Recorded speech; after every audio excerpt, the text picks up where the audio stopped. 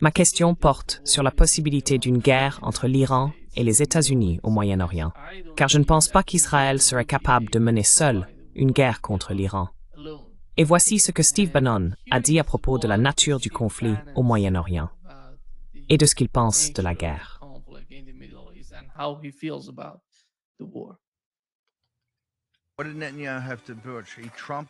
Qu'est-ce que Netanyahou avait à faire? Il a inventé, totalement inventé, un mensonge éhonté à propos des Perses. Ils avaient de plus grandes ambitions stratégiques et ne se souciaient pas d'entraîner les États-Unis dans une guerre de 20 ou 30 ans. Cette époque est révolue. Le président Trump s'est affirmé en disant « Hey, tu es un protecteur ». Qu'a dit Netanyahou? Il a donné des ordres, n'est-ce pas? Il a donné des ordres comme il se doit. S'ils veulent y aller seuls, eh bien, que Dieu les bénisse, qu'ils y aillent. Mais ne nous entraînez pas là-dedans. Nous ne sommes pas de la partie. Ce qui s'est passé ces dernières années est scandaleux, et nous n'avons toujours pas d'enquête sur le 7 octobre. Et croyez-moi, si les mains de Netanyahou étaient propres, il y aurait eu une enquête, et elle aurait été bouclée en 30 jours. Notez-le avec votre crayon numéro 2, parce que cela va arriver, et vous allez être choqués. Il n'y a aucun moyen que cela se soit simplement produit comme ça.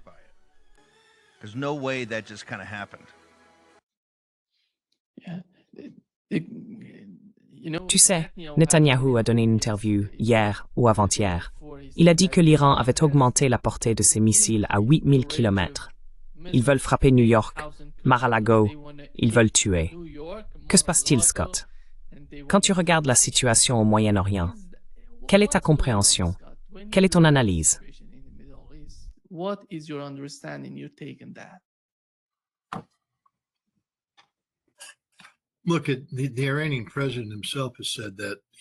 Écoutez, le président iranien lui-même a déclaré qu'il pensait qu'Israël allait frapper à nouveau et que l'Iran s'y était préparé. Je ne partage pas cette conclusion, ne serait-ce que pour une autre raison. Il faut se rappeler qu'Israël a été celui qui a décroché le téléphone et supplié Donald Trump d'un cessez-le-feu à la fin de la guerre de 12 jours. L'Iran, de son côté, était bien content de l'obtenir, car il venait de subir un événement de type Pearl Harbor qui avait décimé sa haute direction militaire. Et les Israéliens ont sorti tous les atouts de leur manche avec ces flottes de drones secrets traversant l'espace aérien azerbaïdjanais pour attaquer l'arrière non défendu de Téhéran et de Parchin, ainsi que toute l'industrie de défense située au sud-est de Téhéran.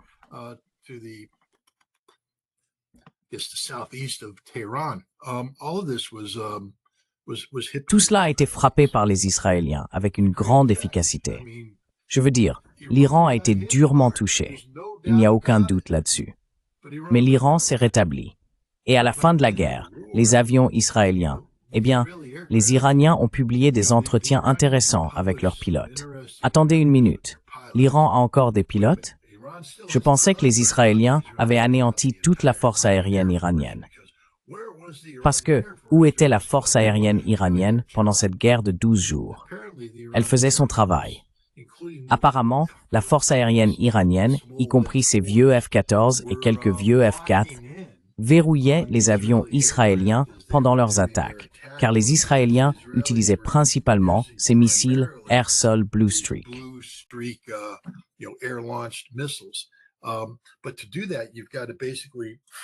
Mais pour faire cela, il fallait essentiellement suivre une trajectoire d'attaque. Et pendant qu'il le faisait, avant le tir des armes, l'armée de l'air iranienne verrouillait sa cible, obligeant les Israéliens à interrompre, à rompre l'attaque. Ils n'étaient pas abattus, mais ils n'arrivaient pas à mener leur mission à bien, et les Iraniens perturbaient les attaques israéliennes. Ce n'était pas aussi à sens unique que tout le monde le prétend. Et ce que nous savons aussi, c'est que les Iraniens avaient réussi à contourner le bouclier de défense antimissile balistique israélien. À la fin de la guerre, les Iraniens frappaient des cibles qui causaient de grandes souffrances à Israël. Les Israéliens commencent à reconnaître qu'il y a eu plus de cibles touchées qu'ils ne l'avaient admis, et cela les a beaucoup inquiétés.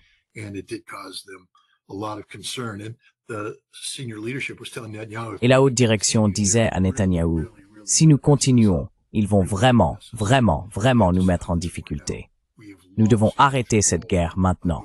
Nous avons perdu le contrôle du résultat. » Nous en arrivons donc au présent. Qu'est-ce qui a changé? Le bouclier de défense antimissile d'Israël a-t-il changé? Vous savez, il y a un livre très intéressant, écrit par un spécialiste britannique du renseignement technique à propos de la Seconde Guerre mondiale. J'avais le titre sur le bout de la langue, Le secret de la guerre, une guerre secrète, quelque chose comme ça. Mais il traite du renseignement technique. En gros, chaque camp étudie les capacités de l'autre, fait de la rétro-ingénierie, et c'est ainsi que nous avons obtenu le radar allemand, le radar britannique.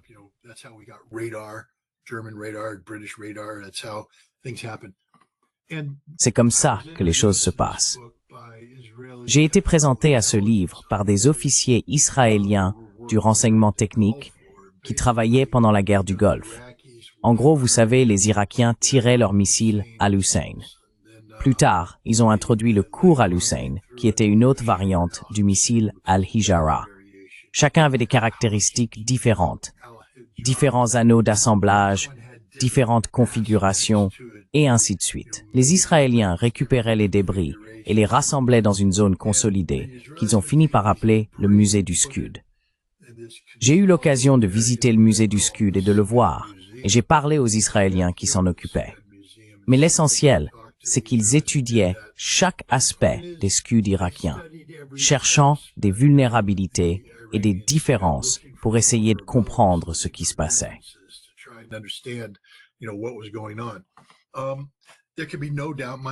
Je n'ai aucun doute que les Israéliens ont fait la même chose après cette récente guerre de 12 jours. Mais qu'ont-ils appris? Les Iraniens ont déclenché le conflit en tirant leurs missiles vieux de 20 ou 30 ans, saturant le système, le submergeant. Mais ces capacités étaient déjà connues des Israéliens à cause de True Promise 1 et True Promise 2. Les débris de ces missiles avaient été récupérés par les Israéliens. Ils les connaissaient donc bien. Cependant, vers la fin de la guerre, l'Iran a commencé à déployer d'autres missiles, soit des modèles plus anciens avec de nouvelles configurations d'ogives, soit de nouveaux missiles hypersoniques. Et ceux-ci ont eu un effet considérable.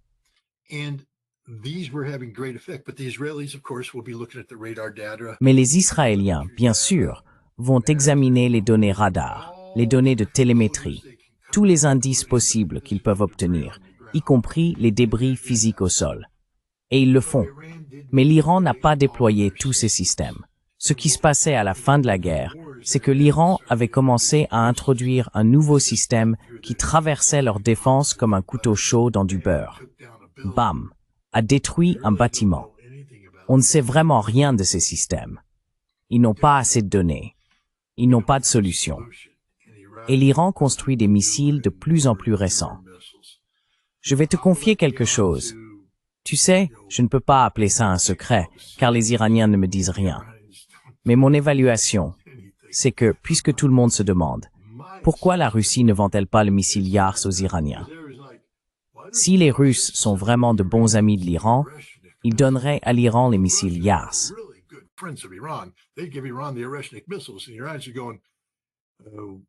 Et les Iraniens disent, on l'a compris. On n'appelle pas ça un rationnement, mais ça revient au même. Oui, ils ont compris. Et Israël ne peut rien y faire. Donc, quand on regarde la situation, Israël ne peut pas mieux se défendre qu'il ne l'a fait. Et ce n'était déjà pas suffisant.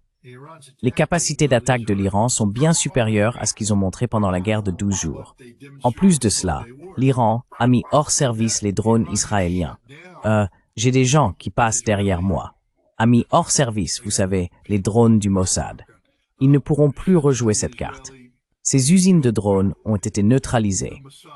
Les Israéliens ont brisé ce réseau. Vous ne passerez plus par l'espace aérien de l'Azerbaïdjan pour prendre un arrière non défendu, car les Russes ont envoyé des chasseurs MiG-29 avancés, ainsi que d'autres nouveaux avions et missiles.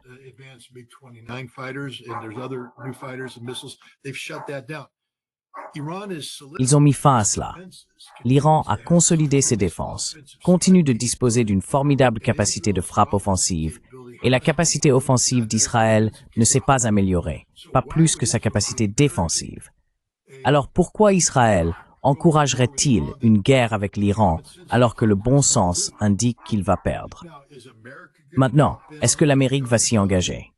Vous avez parlé de pétroliers et d'avions qui affluent. Chacune des bases à partir desquelles ces avions américains opéreraient est vulnérable à une interception par missile balistique iranien. Et rien ne peut les arrêter.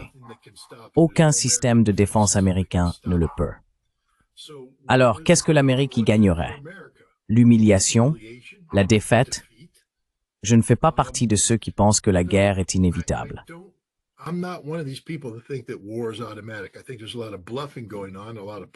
Je pense qu'il y a beaucoup de bluff, beaucoup de posture. Mais je ne crois pas que la guerre soit inévitable. Car à moins qu'il n'y ait quelque chose de nouveau qui réaffirme la supériorité israélienne, et ce n'est pas l'inclusion de la puissance de feu américaine, Israël va perdre cette guerre. Tout simplement la perdre. C'est pourquoi le président iranien, lorsqu'il s'est adressé aux journalistes la semaine dernière à New York, j'ai eu l'honneur et le privilège d'être présent pour l'écouter et lui poser quelques questions. Était confiant. Je n'ai pas vu un homme effrayé. Je n'ai pas vu un homme inquiet. J'ai vu quelqu'un de sérieux, très sérieux et très confiant dans la force de sa nation et de son gouvernement. Il a dit qu'il pouvait tenter une décapitation s'il le voulait. Il a dit « Il y a 6 versions de moi. »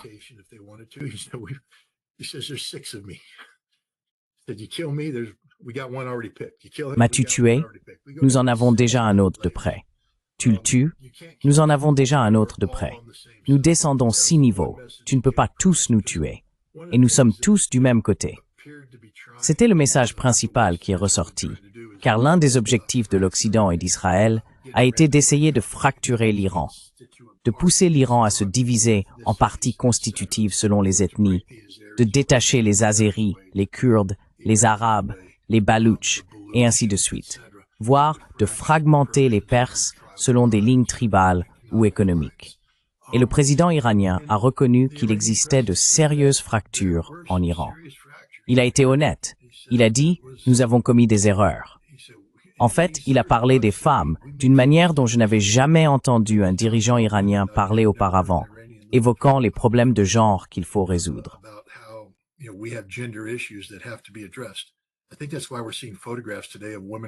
Je pense que c'est pour cela qu'on voit aujourd'hui des photos de femmes se promenant à Téhéran sans hijab.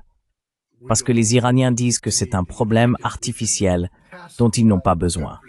Ils peuvent apaiser une bonne partie de la population simplement en disant non au port du hijab. Et il a dit, nous faisons cela. Nous réexaminons notre manière d'aborder les questions de genre, tout le sujet. Mais il a ajouté que, après la guerre de 12 jours, il n'y a plus de fracture. L'Iran s'est rassemblé comme jamais auparavant. Certains essaient de tirer parti des divergences d'opinion entre le gouvernement et le guide suprême. Oui, mesdames et messieurs, pour tous ceux d'entre vous qui disent « Attendez une minute, c'est une dictature théocratique. Si le guide suprême le dit, c'est que c'est ainsi. » Non, ce n'est pas si simple.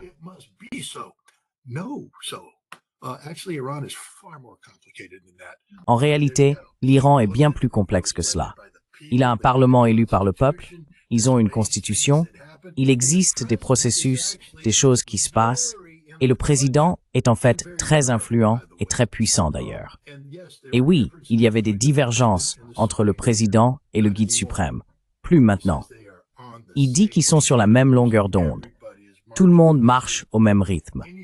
Quiconque pense pouvoir profiter de l'Iran et le diviser devrait y réfléchir à 2 fois. Et c'est pourquoi je ne pense pas qu'il y aura une guerre. Car une chose que j'ai apprise sur les Israéliens, c'est qu'ils peuvent avoir la pire politique du monde, et c'est le cas. Mais ils ne sont pas stupides. Ils ne sont pas stupides quant au monde dans lequel ils vivent. Et les Israéliens ont une connaissance profonde de l'Iran, une connaissance approfondie.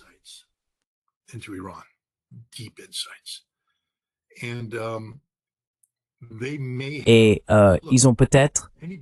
Écoutez, toute personne qui connaît intimement l'Iran, je ne veux pas vous mettre dans l'embarras, mais avant la guerre de 12 jours, je parierais 10 contre 1 que vous aviez remarqué des fractures entre le président iranien et la direction. Vous voyez des divisions dans la société iranienne. Beaucoup de critiques envers le président iranien venant du Parlement.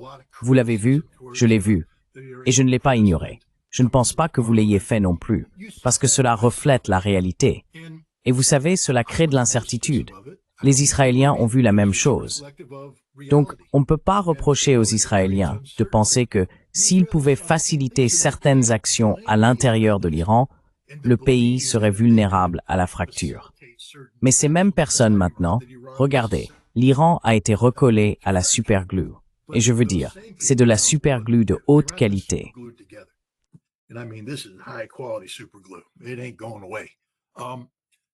Ça ne va pas disparaître. Et les Israéliens le savent. Les Israéliens ne sont pas très doués pour l'auto-tromperie.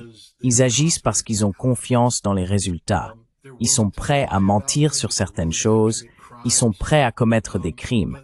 Mais au fond, les Israéliens, au bout du compte, sont des réalistes. Profondément réalistes. Et je pense que les réalistes qui conseillent Netanyahou à propos de l'Iran lui disent, ainsi qu'aux dirigeants du Mossad, le Mossad est très bien connecté à l'Iran, que les conditions que nous espérions voir se manifester pendant la guerre de 12 jours en juin n'existent plus. En fait, si nous essayons, cela va se retourner contre nous. Donc vous savez, Netanyahou dit beaucoup de choses pour des raisons politiques, pour une posture politique. Et les déclarations qu'il a faites, pourquoi aurait-il fait cette déclaration?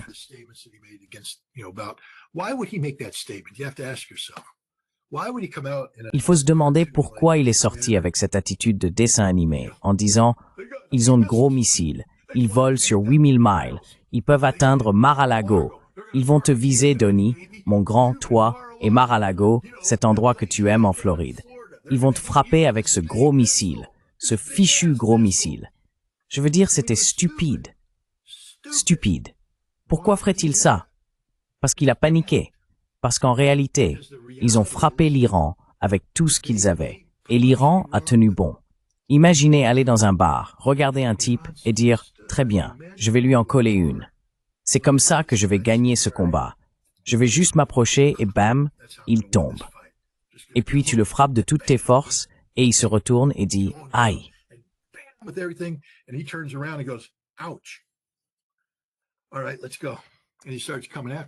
Très bien, allons-y. Et il commence à venir vers toi. Tu viens de lui donner ton meilleur coup de poing. Tu n'en as pas de meilleur. Et ça ne l'a pas mis qu'à. Oh. Voilà, c'est Israël en ce moment. Ils ont frappé l'Iran de toute leur force. Et l'Iran est toujours debout. L'Iran a commencé à riposter. Et ils ont dû mettre la bagarre en pause. Pourquoi Israël voudrait-il recommencer une bagarre avec cette même personne? Leur coup de poing n'a fait que s'affaiblir. Ce type, lui, s'est musclé et est devenu un peu plus fort depuis. Donc je suis pas quelqu'un qui, écoute, je peux me tromper complètement. On pourrait se réveiller demain et découvrir qu'Israël attaque l'Iran. Et voilà. Mais quand je regarde l'ensemble de la situation, je ne vois pas de risque immédiat de guerre.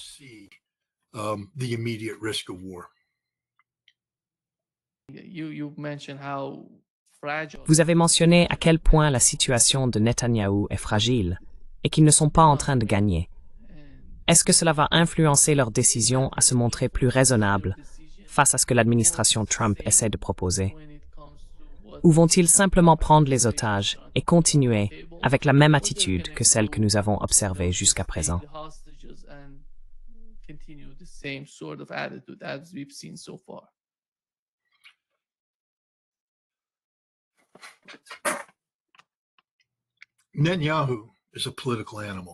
Netanyahou est un animal politique, et sa seule voie vers la viabilité politique passe par le conflit permanent. En temps de paix, les Israéliens se retourneraient contre lui en un instant.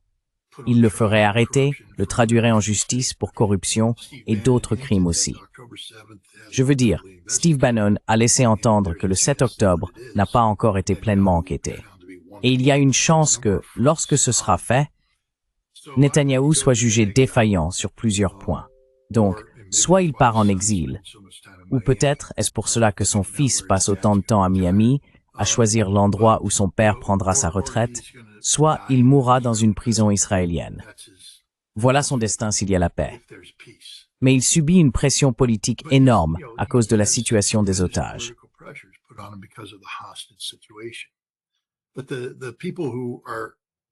Mais les personnes qui plaident pour des conditions politiques permettant la libération des otages ne sont pas favorables à une solution à deux États.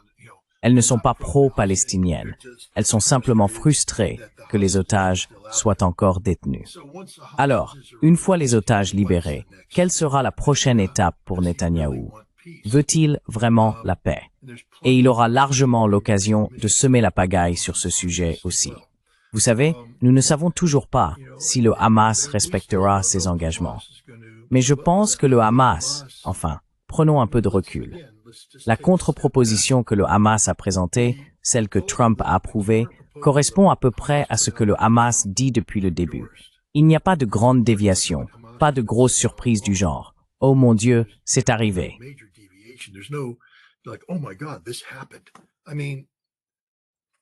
Je veux dire, un gouvernement de technocrates, incluant le Fatah, le Hamas, l'acceptera tant qu'il y aura une présence du Hamas. Et le président n'a pas dit non. Le Hamas a déclaré « Nous pouvons nous désarmer ». Ils l'ont déjà dit par le passé. Mais le désarmement doit être lié à plusieurs éléments, dont un qui n'a pas vraiment été abordé. Les garanties de sécurité pour le Hamas. Parce qu'Israël a dit qu'il n'avait aucune ligne rouge. Ils bombarderont n'importe quoi. Tout, s'ils le décident. Donc le danger ici, ce n'est pas le Hamas. Le danger ici, c'est Israël. Et dans des circonstances normales, je dirais que cet effort de paix n'a absolument aucune chance de réussir.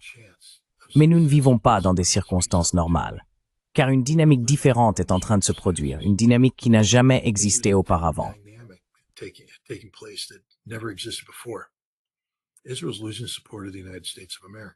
Israël est en train de perdre le soutien des États-Unis d'Amérique.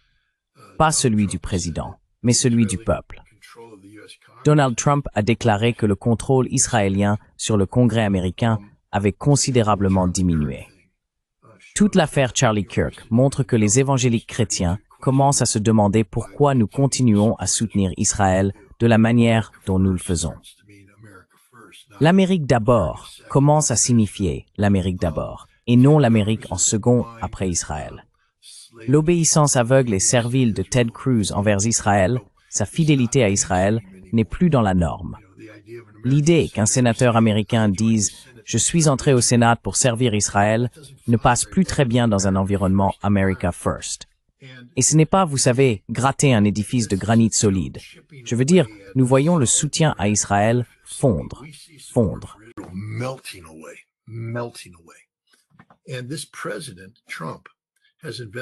Et ce président Trump a investi une quantité énorme de capital politique dans ce plan de paix. Une quantité énorme. Et si Israël le sabote, je pense que ce sera la fin d'Israël. Car ce qui se passera, c'est que le mouvement MAGA se retournera contre Israël. Et voilà, ce sera terminé à ce moment-là. Et Netanyahou doit le savoir aussi. C'est pour cette raison, précisément cette raison, que je suis prudemment optimiste quant aux chances de ce plan de paix. Pas parce que Trump croit en la paix. Trump croit au prix Nobel de la paix, qu'il essaie de se positionner pour obtenir. Mais ce n'est pas grave. Peu m'importe quelles sont vos motivations, tant que le résultat est juste et bon.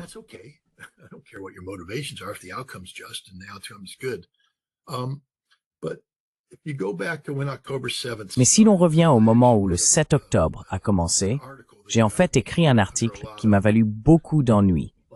Je l'ai qualifié de plus grand raid militaire de l'histoire moderne. Et c'était le cas. C'est pas une attaque terroriste. C'est un raid militaire visant à atteindre des objectifs précis. Et ces objectifs reposaient sur le fait qu'Israël soit entraîné dans un conflit à Gaza qui exposerait la réalité d'Israël au monde. Vous savez, la doctrine de Dahia, dite du fauchage de l'herbe, était connue. Personne n'aurait pu imaginer qu'Israël irait à de tels extrêmes, mais ils l'ont fait. Je veux dire être effectivement qualifié de génocidaire par le monde. Ils ont aussi fait cela pour libérer des Palestiniens détenus par Israël.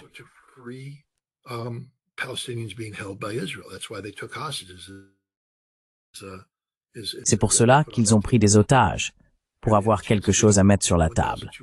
Ici, ils ont la possibilité d'en obtenir 1200, y compris Barghouti, son nom figure sur la liste. C'est ce qu'ils voulaient. Et ils voulaient aussi créer la possibilité d'un État palestinien. Le 6 octobre, personne ne parlait d'un État palestinien. Personne. Aujourd'hui, l'un des éléments clés de ce traité de paix est un État palestinien. Une solution à deux États. Des nations européennes reconnaissent un État palestinien. Si ce n'est pas une victoire du Hamas, alors rien ne l'est. Le Hamas n'allait jamais planter son drapeau sur Jérusalem ni sur Tel Aviv. Vous savez, la Knesset n'allait pas tomber face à une équipe d'assaut du Hamas.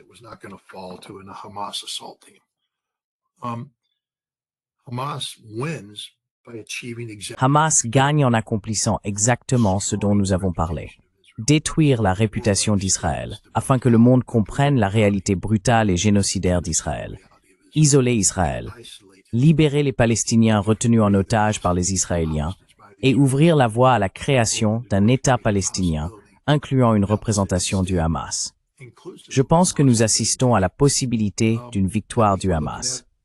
Netanyahou ne pourra jamais l'admettre, Donald Trump non plus. Mais les personnes bien informées, celles qui se penchent sur cette question, je pense que Sinwar serait satisfait de ce résultat. I think Sinwar would be happy with this outcome.